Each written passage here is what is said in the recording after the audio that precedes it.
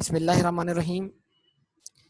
तो last class के अंदर बेटा हमने सैलरी को इन डिटेल डिस्कस किया, सैलरी की प्रैक्टिस की, हमने प्रोविडेंट फंड की प्रैक्टिस की। आज की क्लास में जो कुछ पोर्शंस हमारे सैलरी के रह गए हैं उनको हम कवर करने जा रहे हैं। देखिए, हम एक चीज़ छोड़कर आ गए थे पीछे, उसका नाम था डायरेक्टरशिप फी। तो डायरेक्टर चूँकि कंपनी का एम्प्लॉई है और एम्प्लॉयमेंट कैपेसिटी में, एम्प्लॉयमेंट रिलेशनशिप में रहते हुए कोई भी पेमेंट मिलेगी वो सैलरी ही ट्रीट की जाएगी। तो डायरेक्टर को मिलने वाली जो डायरेक्टरशिप फी है for attending board of directors meeting, वो डायरेक्टरशिप फी जो होगी वो सैलरी का पार्ट ही कहलाएगी। क्लियर? ठीक है, चाहे डायरेक्टर एग्जीक्यूटिव हो या नॉन एग्जीक्यूटिव हो। ठीक है जी, इस बात का आप ख्याल रखिएगा। नाउ अब समझने वाली बात क्या है,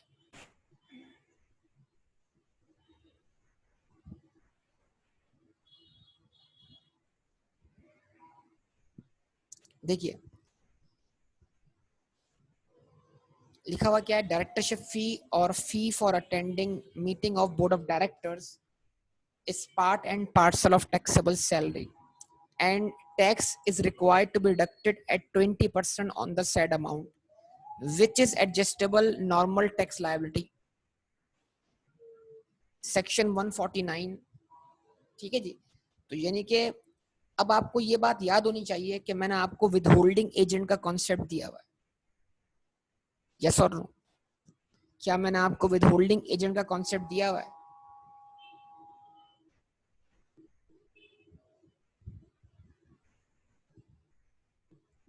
ठीक है, तो विदहोल्डिंग एजेंट कौन होता है? जिसको लॉ विदहोल्डिंग एजेंट बोलता है, उसका काम क्या होता है? उसको पेमेंट करते वक्त टैक्स विदहोल्ड करना होता है। यस, जवाब दें। उसको पेमेंट करते वक्त टैक्स विदहोल्ड करना होता है। यस और नो? तो सैलरी वाले केस में विदहोल्डिंग एजेंट कौन हुआ, जरा नाम लेके बताइए आप लोग। सैलरी पे करने वाला कौन है? जो सैलरी पे करने वाला है वही विदहोल्डिंग एजेंट है, वही टैक्स विदहोल्ड करेगा। क्या बोलेंगे उसको? एम्प्लॉयर। बेहतरीन बात। तो एम्प्लॉयर टैक्स विदहोल्ड करेगा किस पर? सैलरी पर। अब सवाल है कि एम्प्लॉयर टैक्स विदहोल्ड कैसे करेगा, यानी वो कौन से रेट्स यूज करेगा? तो इसका जवाब बड़ा सिंपल है कि जिन रेट्स को इस्तेमाल करके एम्प्लॉय अपनी सैलरी पर टैक्स पे करेगा, उन्हीं रेट्स को इस्तेमाल करते हुए एम्प्लॉयर क्या करेगा? टैक्स भी विदहोल्ड कर लेगा। यानी जिस तरह एम्प्लॉय अपनी टैक्स लायबिलिटी वर्कआउट करने के लिए नॉर्मल स्लेब रेट्स अप्लाई करता है, इस तरह एम्प्लॉयर भी उन्हीं नॉर्मल स्लेब रेट्स को इस्तेमाल करेगा विदहोल्डिंग टैक्स अप्लाई करने के लिए।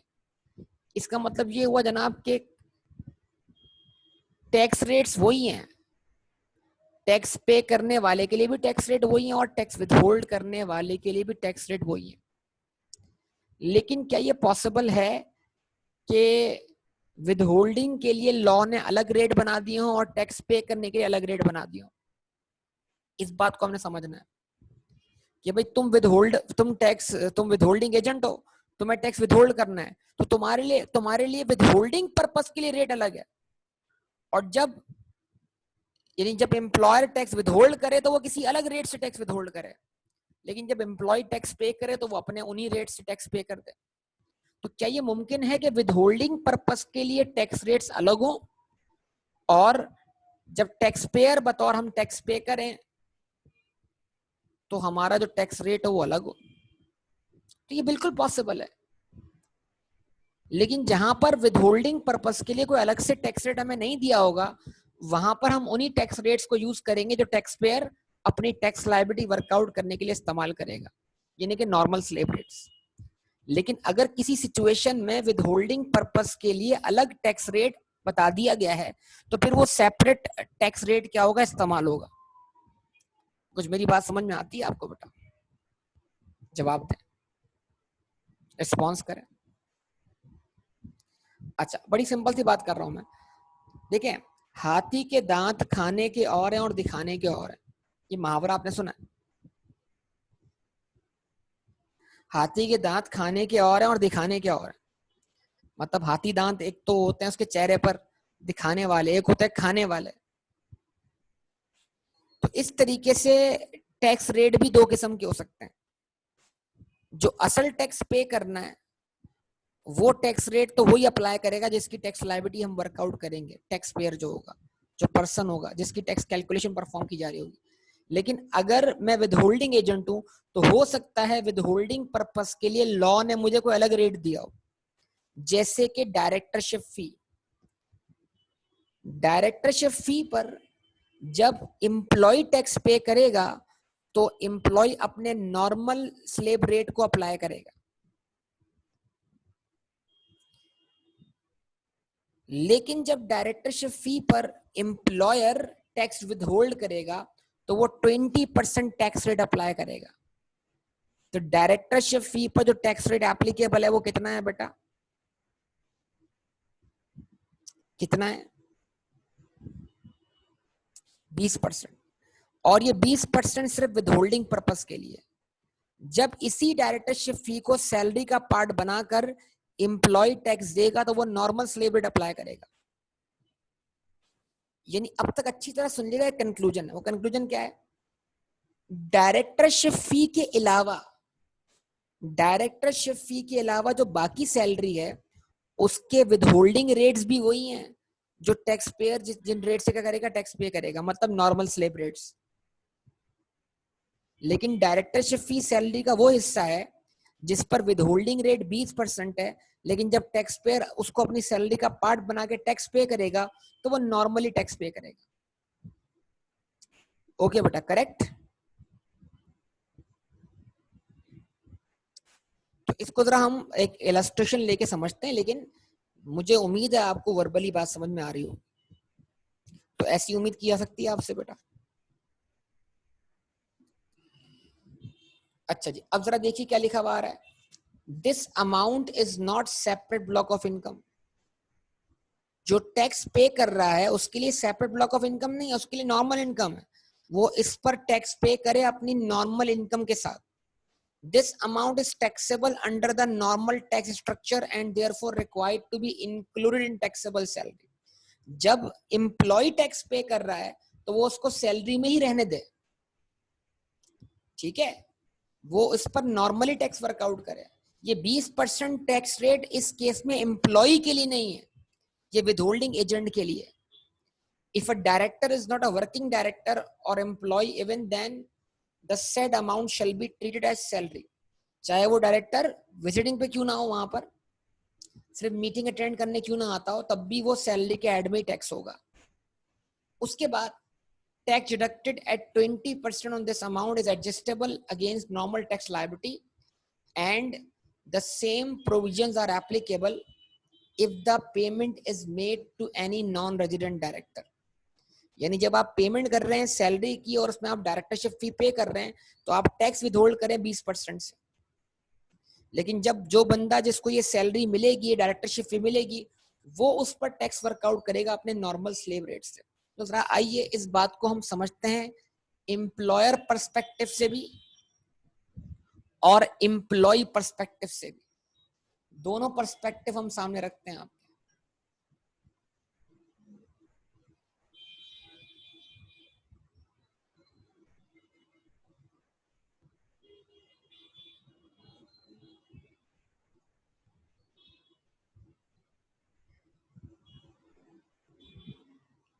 एम्प्लॉयर, एम्प्लॉयर का काम क्या है? सैलरी देना, ऐसा ही है ना। एम्प्लॉय का काम क्या है? सैलरी वसूल करना। इनकम किसकी हुई? एम्प्लॉय की हुई। असल में टैक्स किसने देना है? एम्प्लॉय ने देना है। लेकिन क्योंकि गवर्नमेंट ने विदहोल्डिंग एजेंट के जरिए टैक्स विदहोल्ड करने का इंतजाम किया हुआ है, तो एम्प्लॉयर ही क्या करेगा? उसकी सैलरी पर टैक्स वर्कआउट करके टैक्स विदहोल्ड कर लेगा। अच्छा जी, तो एम्प्लॉयर क्या कर रहा है? ये सैलरी वर्कआउट कर रहा है किसकी? एम्प्लॉय की। क्यों वर्कआउट कर रहा है? ताकि उसको टैक्स विदहोल्ड करना पड़े।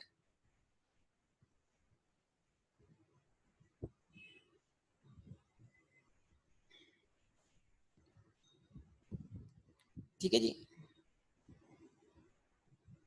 For example basic salary,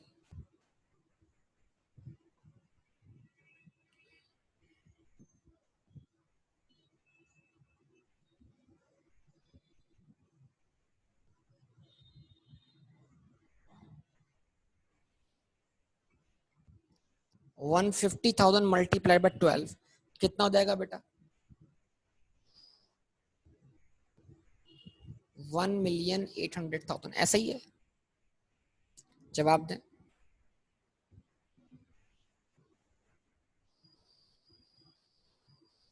allowances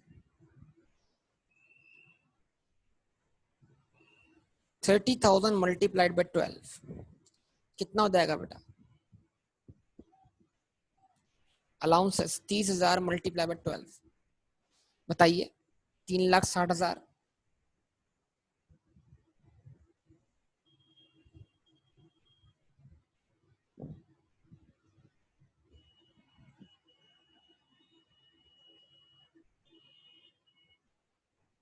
directorship फी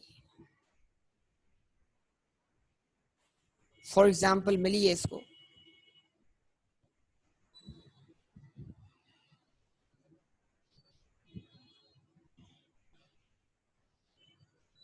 ₹1,00,000। तो ये सैलरी कौन वर्कआउट कर रहा है? एम्प्लॉयर वर्कआउट कर रहा है एम्प्लॉय की, ताकि वो टैक्स कैलकुलेशन कर सके कि उसको कितना टैक्स विथहोल्ड करना है। टोटल टैक्सेबल सैलरी कितनी हो जाएगी बेटा बताओ?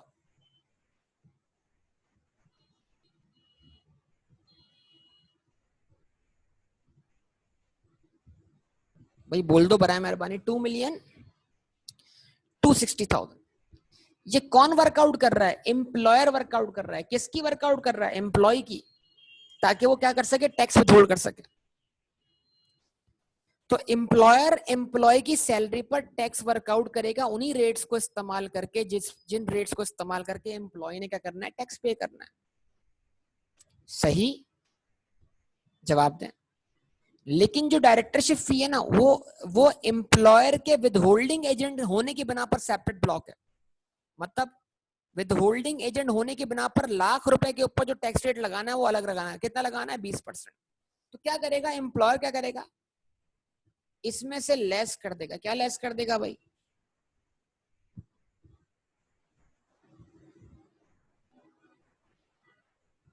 डायरेक्टरशिप फी। क्यों? क्योंकि उस पर टैक्स रेट कितना है? 20% है। तो बाकी सैलरी कितनी बची? 2,160,000। जवाब दें। ऐसा ही है? बाकी सैलरी कितनी बची? 2,160,000। ऐसा ही है ना? अच्छा जी, अब जरा बताइए 2,160,000 पे जाइए, सैलरीड केस में नॉर्मल स्लेव रेट अप्लाई करिए। यानी विद होल्डिंग पर्पस के लिए भी एम्प्लॉयर वही स्लेव रेट इस्तेमाल करने जा रहा है। जाइए, जल्दी जाइए, क्विक। स्लेव रेट चेक कीजिए नॉर्मल वाले, और देखिए 2,160,000 पर कौन सा स्लेव एप्लीकेबल है।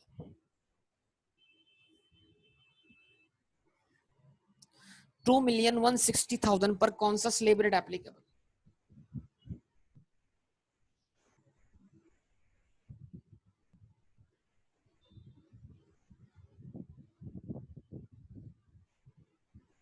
जवाब दीजिए।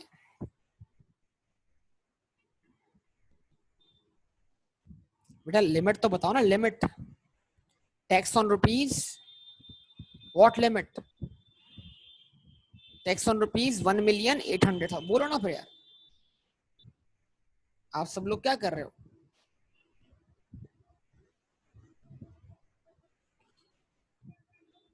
टैक्स ऑन रुपीज 1,800,000 कितना बेटा? 90,000। ठीक है जी। टैक्स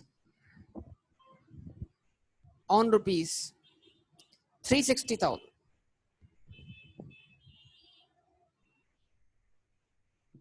किस रेट पर? 815%। कितना? कितना?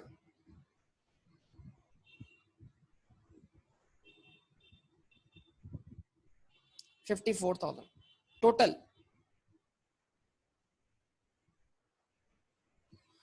144,000। अच्छा, अब इसमें ऐड कर दो क्या, टैक्स ऑन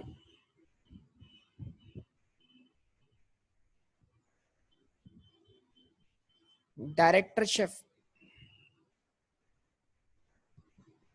फी। अब ये अलग बन जाएगा और अलग रेट अप्लाई होगा इसके ऊपर। 100,000 का कितना लगाऊं बेटा, 20%, कितना बना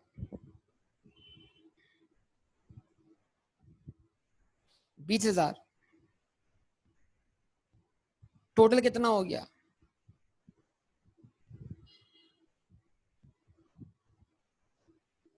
164,000। तो अब ये क्या सॉल्व किया हमने, बतौर एम्प्लॉयर आपने इस एम्प्लॉय की सैलरी से कितना टैक्स विदहोल्ड करना है बेटा,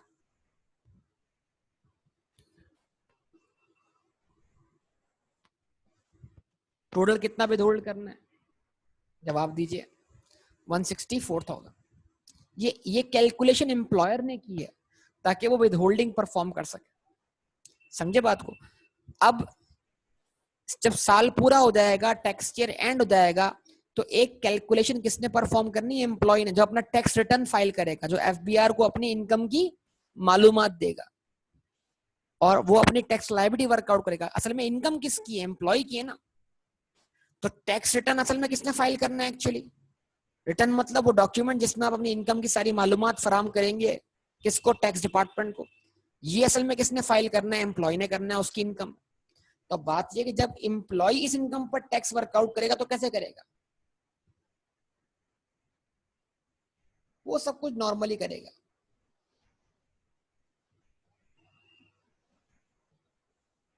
बेसिक सैलरी 1,800,000,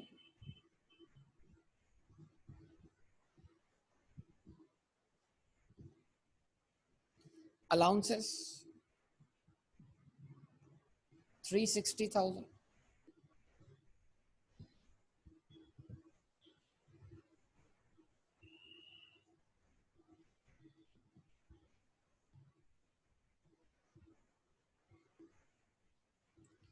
डायरेक्टरशिप फी 100,000। और ये कितना बन जाएगा आपके पास, 2,260,000। Taxable income. अच्छा जी, टैक्स लायबिलिटी वर्कआउट कर लें।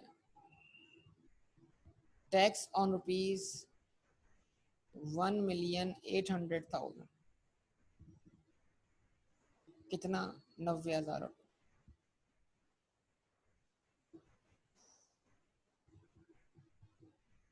टैक्स ऑन रुपीज, अब कितना ऊपर, 18 लाख से 4,60,000, एड 15%, निकालिए 69,000। तो इसका मतलब क्या, 4,60,000 के अंदर तो वो 1,00,000 रुपए भी शामिल है, जो कौन सी फीस है, डायरेक्टरशिप फी। तो जब डायरेक्टरशिप फी एम्प्लॉय जब उस पर टैक्स दे रहा है तो वो उस पर नॉर्मल टैक्स अप्लाई कर रहा है, और उसका फिलवक नॉर्मल टैक्स कितना है, 15%, जो कि उसकी विदहोल्डिंग से कम है। तो इसका मतलब क्या हुआ, अब उसका टोटल टैक्स कितना आ रहा है, टोटल टैक्स आ रहा है बेटा 159,000। तो इसका मतलब क्या हुआ, टैक्स लायबिलिटी कितनी बनती है,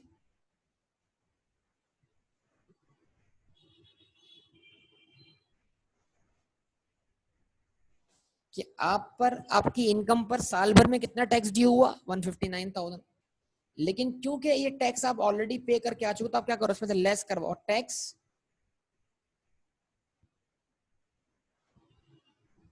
डिडक्टेड एट सोर्स। यानी आप टैक्स एट सोर्स पे करके आओ, कितना पे करके आओ, 164,000। तो जो आप पे करके आए वो ज्यादा है और जो आपका बनता है वो कम है। अब ये क्या है, 460,000 में आपकी डायरेक्टरशिप फी जो है वो 15% टैक्स हो रही है, जवाब दें। और एक्चुअली जो विद होल्डिंग हो रही है उसमें आपकी टैक्स लायबिलिटी जो है वो 20% टैक्स हो रही है। तो डिफरेंस कितना आ रहा है? 15 और 20 का 5%। तो लाख का 5% कितना होता है? 1 लाख का 5% कितना होगा बेटा? 1 लाख का 5% कितना होगा? जवाब तो दो यार। 5,000। जरा देखो तो 5,000 आपके पास क्या आ रहा है? नेगेटिव बैलेंस आ रहा है। ये क्या है? इसको हम क्या बोलेंगे? Tax refundable. रिफंडेबल मतलब कि जो विद होल्डिंग हो गई थी वो ज्यादा हो गई थी और जो मेरा एक्चुअल टैक्स बनता है वो कम बनता है। तो मैं एफबीआर से 5,000 रुपए मांगता हूं अपनी टैक्स लायबिलिटी में से, अपनी टैक्स एडवांस टैक्स एडजस्ट करने के बाद। तो इसका मतलब क्या? ये 5,000 एफबीआर मुझे वापस दे, या फिर अगले साल की टैक्स लायबिलिटी से क्या कर दे, इसको एडजस्ट कर दे, इसको कैरी फॉरवर्ड कर देंगे। दो बातें हो सकती है, जवाब दें।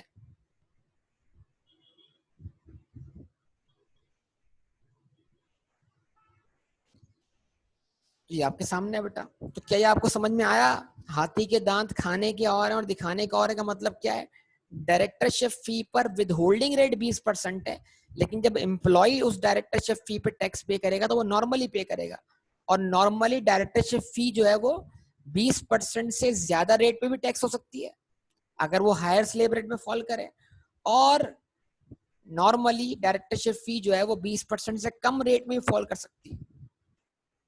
जैसे कभी हमने केस सॉल्व किया तो अगर जब डायरेक्टरशिप फी 20% से ज्यादा टैक्स में फॉल करेगी तो एक्सेस टैक्स हमें पे करना पड़ेगा। भाई सब लोगों का रिस्पॉन्स चाहिए बेटा, यस और नो।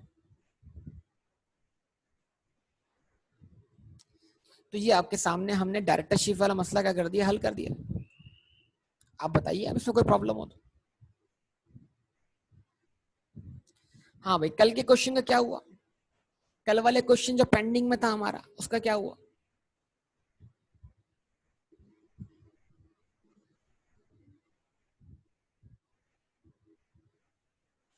कल वाले क्वेश्चन पेंडिंग में था, वो हो गया सबसे? कर दूं, कैलकुलेशन करवा दूं उसकी?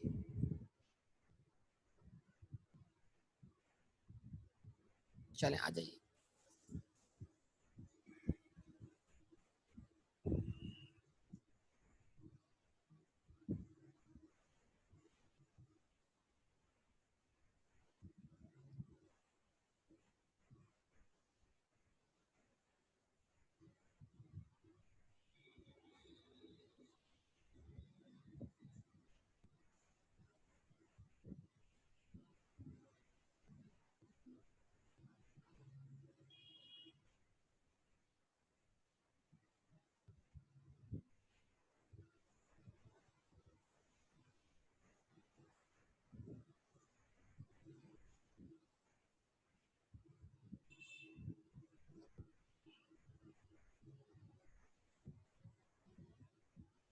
चलिए जी, कल वाला क्वेश्चन।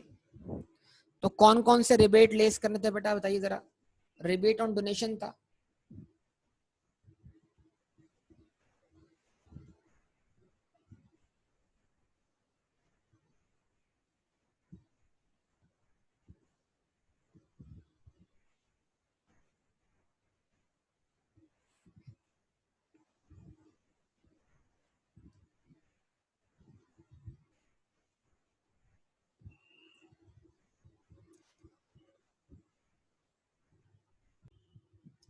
तो हम बात कर रहे थे बेटा इस चीज के ऊपर, देखिए। अच्छा जी, तो अब ये क्वेश्चन क्या था, इसमें क्या था? एक तो था डोनेशन कितने का, 81,000 का। तो इसका जरा रिबेट वर्कआउट कर लीजिए प्लीज सब लोग। आप मुझे बताइए सब लोग, क्या लिमिट्स थी, क्या मामला थे, आप सबको याद होना चाहिए। तो हम जाते हैं क्वेश्चन के सॉल्यूशन की तरफ।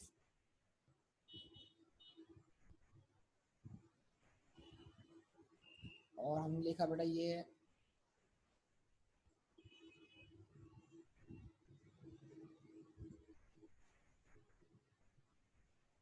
वर्किंग नंबर जो ऑलरेडी हम कर चुके थे, ओके।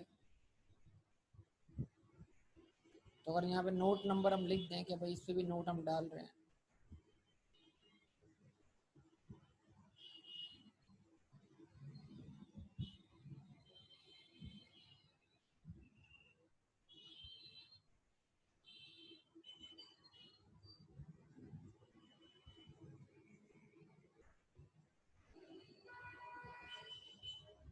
ठीक है, ये नोट नंबर क्या हो जाएगा हमारा 5 बन जाएगा।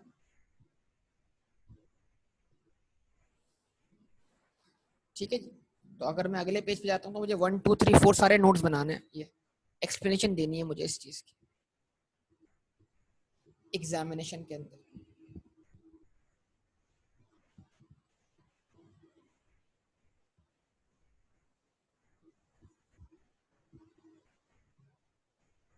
तो मैंने लगाई यहाँ पर हेडिंग किस चीज की, वर्किंग नोट्स की।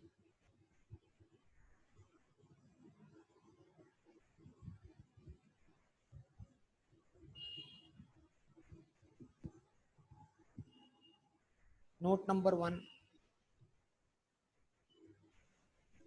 TADA is fully exempt.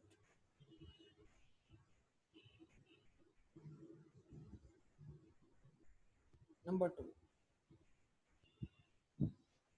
To क्या था, मेडिकल अलाउंस था।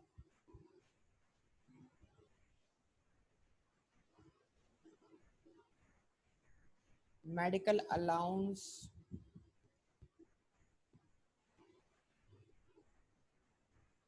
is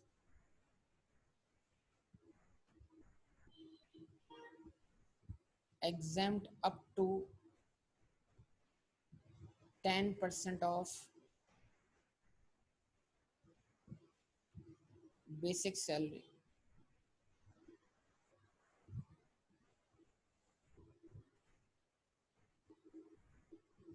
However, it is fully taxable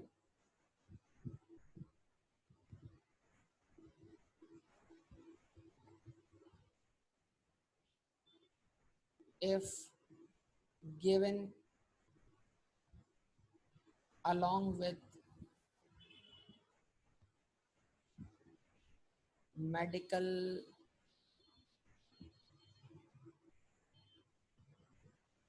facility or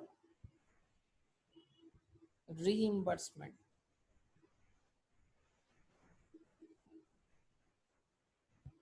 of medical expenditure.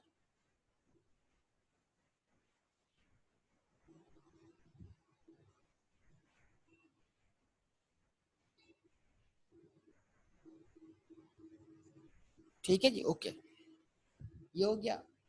अच्छा जी, उसके बाद ये नोट बनना शुरू हो जाएंगे बड़े इस तरीके से। उसके बाद नेक्स्ट क्या था बेटा, उसके बाद था नंबर 3 पर अकोमोडेशन। इसकी वर्किंग दिखा दें भाई, मैं चाह रहा हूँ कि आपका सॉल्यूशन प्रॉपर बन जाए। Number 3 accommodation.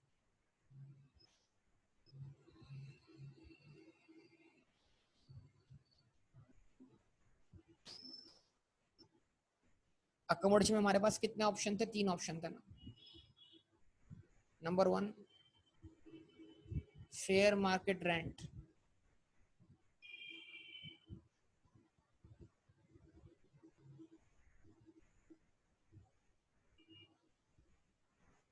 वो कितनी थी, 5 लाख। बताइए जरा सब लोग, प्रॉपर्टी का फेयर मार्केट रेंट कितना था, 5,40,000।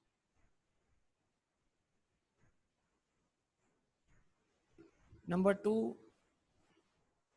Allowance that would have been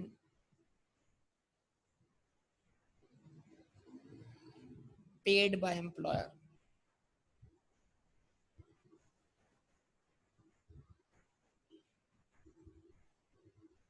वो अलाउंस जो एम्प्लॉयर पे करता, if such accommodation was not provided।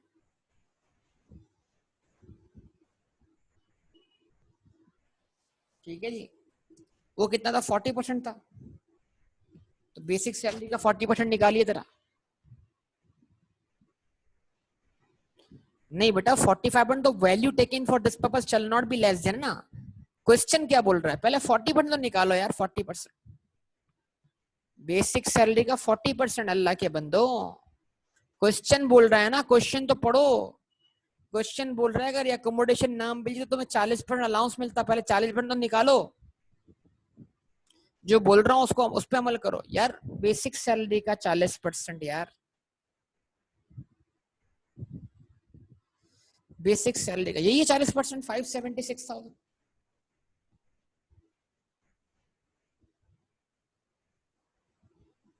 अच्छा जी, बोलो ना, ये बोलो ना आप लोग। आप 45% लिख के ऊपर खामोश हो जाते हो ऊपर। अब निकालो 45% ऑफ बेसिक सैलरी, कितना?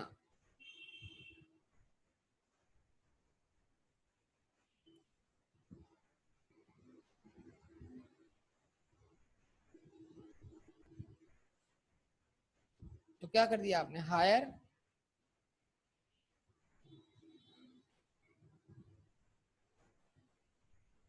ऑफ अबव, ऐसा ही है। जो इनमें से हायर था क्या कर दिया आपने, उसको पिक कर लिया। ऐसा ही था ना बेटा, जवाब दो। उसके बाद next,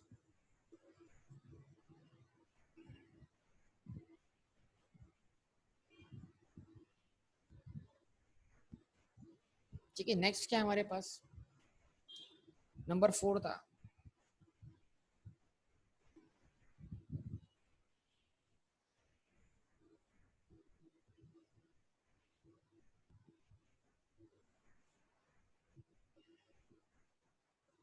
reimbursement of medical expenditure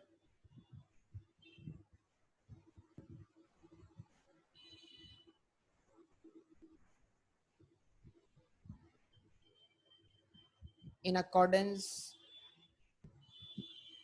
with the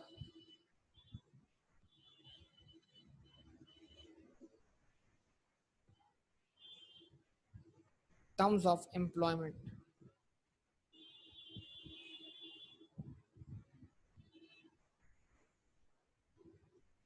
is exempt if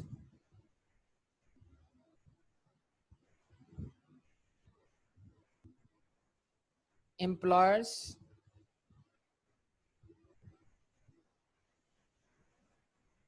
attestation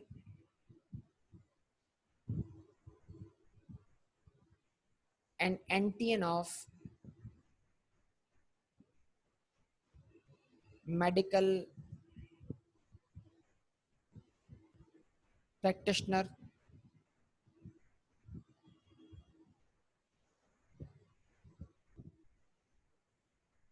are available।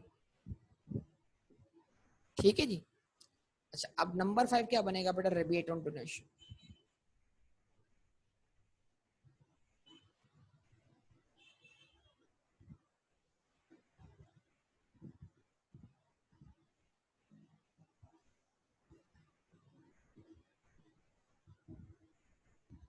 Eight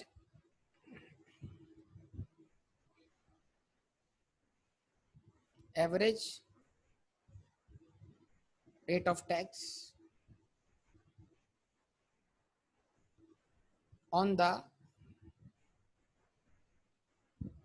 lower of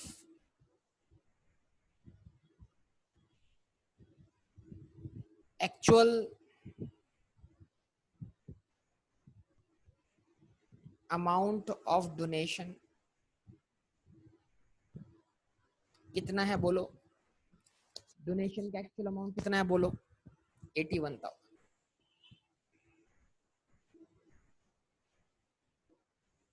number 2,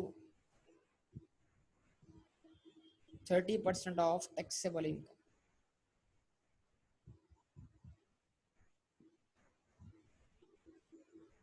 कितना?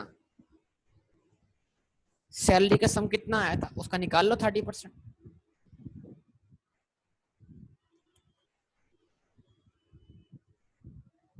30% ऑफ टैक्सेबल इनकम कितना बन रहा है ये बताओ सब लोग।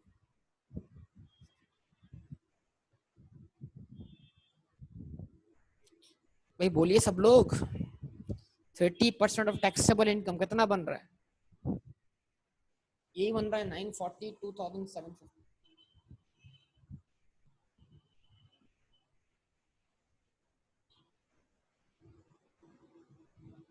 ठीक है जी। A upon B multiplied by C. What is A tax liability? Tax liability before rebate और डोनेशन कितनी है बताओ? टैक्स लाइबिलिटी वर्कआउट की भी आप 3,07,438 डिवाइड किससे किया? Taxable income. टैक्सेबल इनकम कितनी है बताओ? 3,142,500 मल्टीप्लाई बाय सी। सी क्या है? जो लोअर है, और ऑब्वियसली लोअर क्या है? 81,000। क्या आंसर है?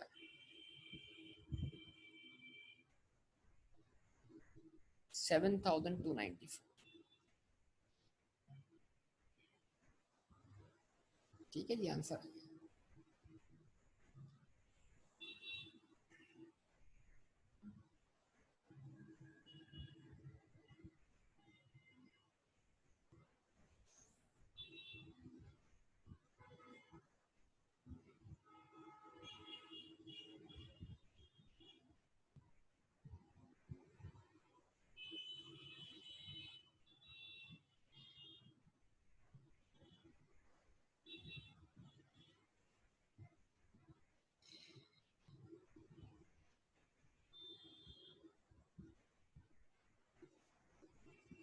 ठीक है, लेस करवा दिया। उसके बाद नेक्स्ट रिबेट कौन सा है हमारे पास?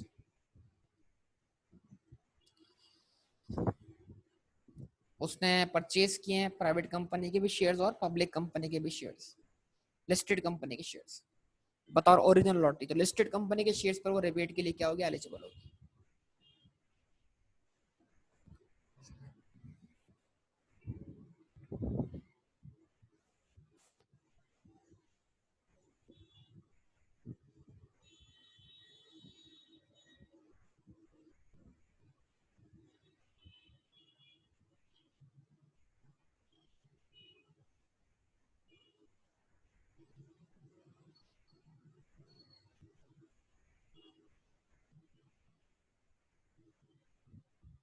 रिबेट ऑन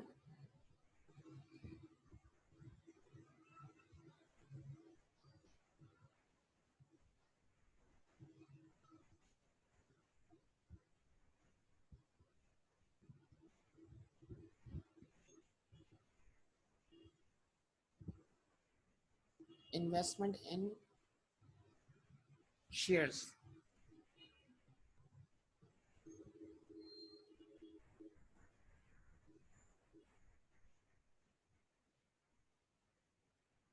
कितना बेटा? वर्किंग नंबर क्या कर लेना इसके लिए? 6 कर लेंगे।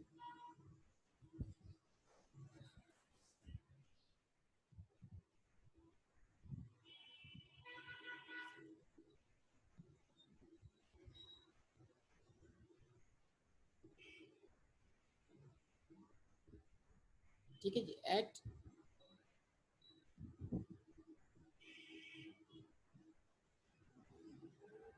Average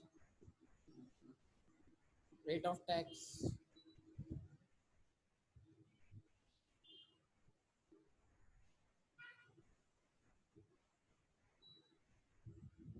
on the lower of. अब बताइए actual amount of investment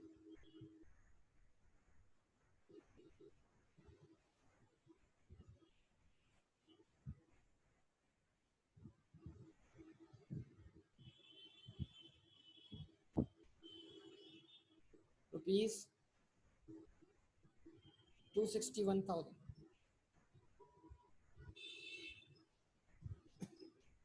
number 2,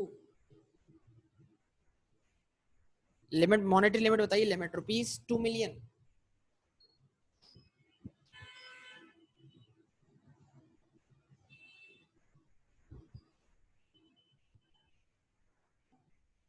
और टैक्सेबल इनकम कितना percent?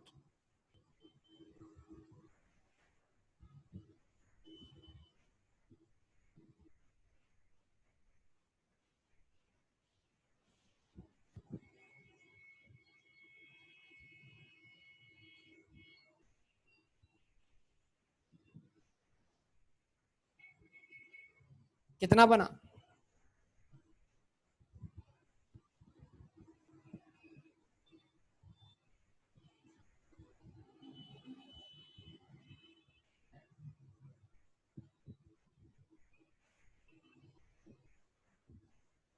A upon B multiplied by C. What is A? What is A? Same रहेगा ना, 3,07,000।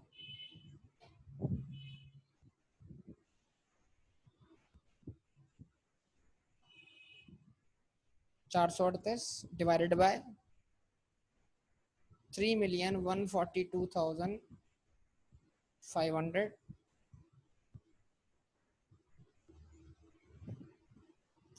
Multiplied by what?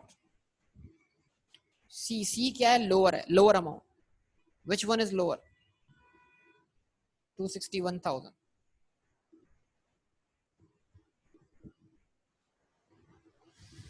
क्या आंसर आया? 25,534।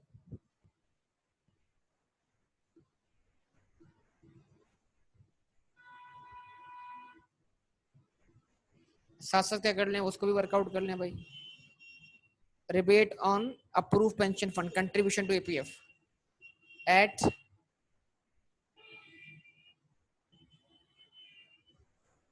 Average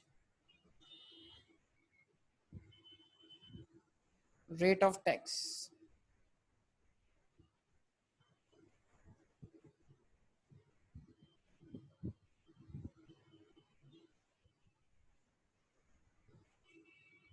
on the lower of, बताइए। Actual contribution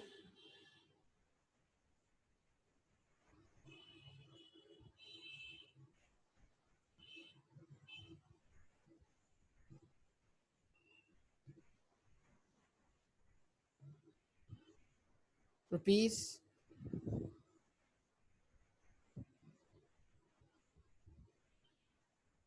108,000। Number 2, अब taxable income कितना percent निकालना है? 20%। 20% ऑफ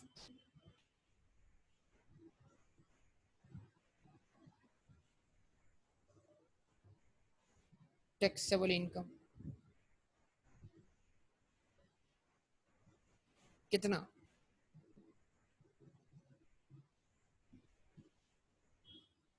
वही 628,500। यहाँ कोई मॉनेटरी लिमिट तो अप्लाई नहीं होगी ना? चलिए, वही A upon B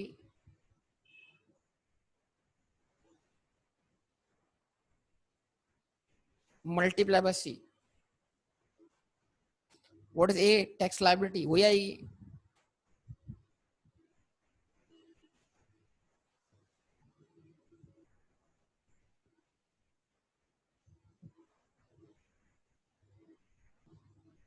divide by taxable income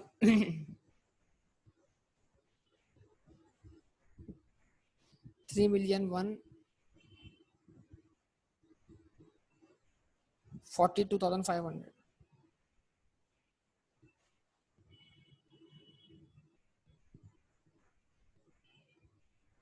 multiply by सी।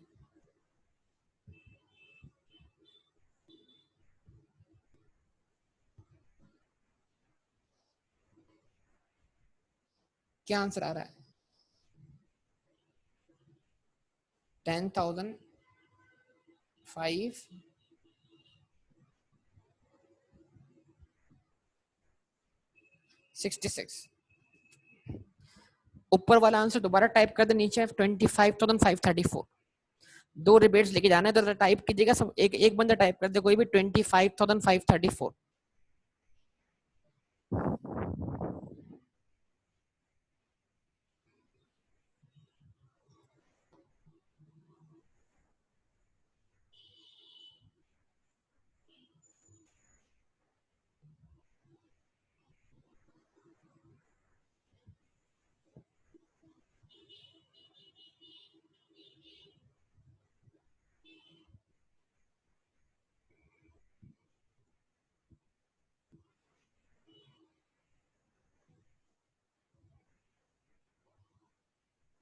25,534 का कर दिया, लेस कर दिया, और उसके बाद क्या लेस करवाया?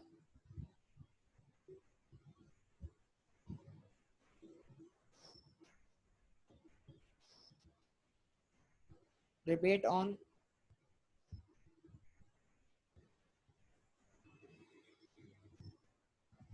Contribution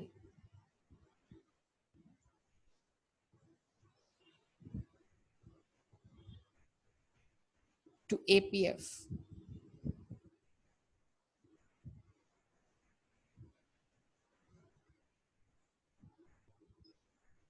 approve pension fund 10,566।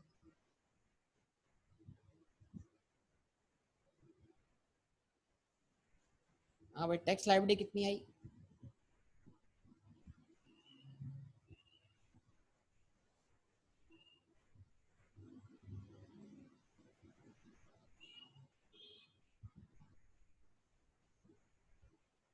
बताइए टैक्स लायबिलिटी कितनी? बेटा विद होल्डिंग तो बाद में लाऊंगा, पहले ये तो बताओ ना। जो एक काम पूछता हूँ वो नहीं बताते हो आप लोग यार। पहले ये तो नेट करके बताओ कि रिबेट्स क्लेम करने के बाद हम पर साल भर में लायबिलिटी कितनी बन रही है यार। विद होल्डिंग तो आखिरी में आएगा ना। 3,07,438 में से लेस करो 7,294, 25,534 और 10,566। ये सब कुछ लेस करने के बाद लायबिलिटी कितनी बच रही है? हाँ आप बताओ ना यार। 264,000।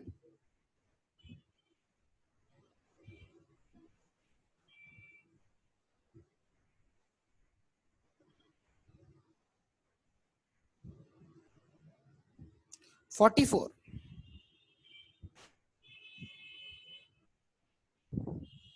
अच्छा अब लेस करवाओ क्या?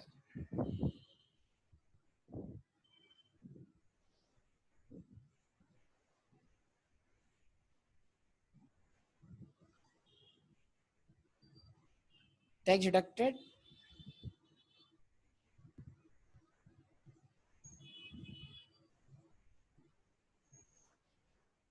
एट सोर्स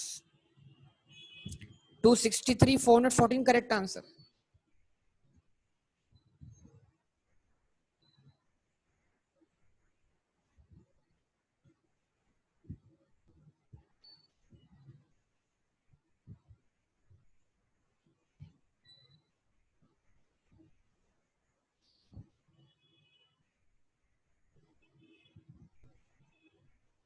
अच्छा उसके बाद क्या है? विद होल्डिंग कितनी है? 2.5 लाख की।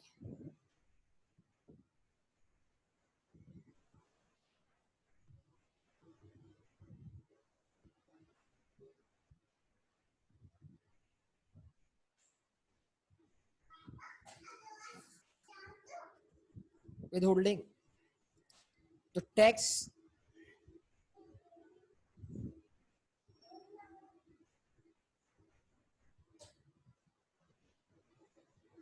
Payable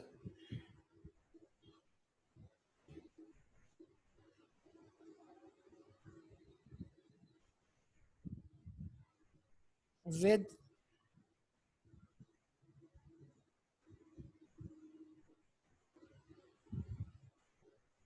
return.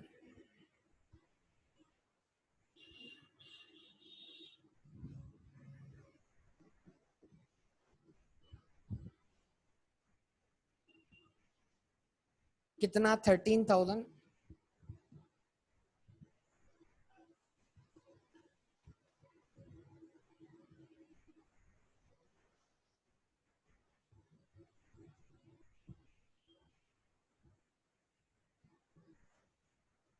440।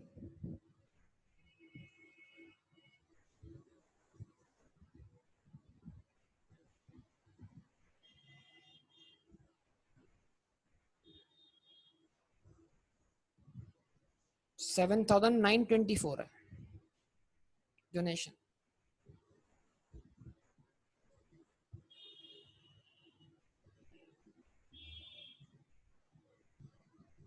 ओके ठीक है जी। तो ये क्वेश्चन आपका क्या हो गया, सॉल्व हो गया। बट अब ये जो हमारा टैक्स विथहोल्ड हुआ था वो कम था और एक्चुअल टैक्स लायबिलिटी ज्यादा थी, तो जो डिफरेंस है वो हमने पे करना है एफबीआर को रिटर्न के साथ। जिस पर रिटर्न फाइल होगा तो हम इतनी टैक्स लायबिलिटी एडमिट करेंगे, हम इतना टैक्स पे करेंगे, भाई हम इतना और ऊपर टैक्स पे करना है।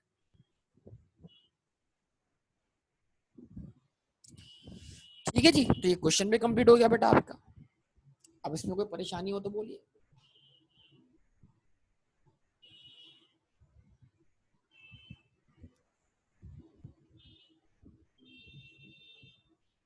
ठीक है, तो इसको एंड करते हैं यहाँ पर। तो ये क्वेश्चन एक तो कंप्लीट किया, टाइम थोड़ा लग गया इसके अंदर, पिछला क्वेश्चन हमने कवर कर लिया। ओके बेटा, अल्लाह हाफिज।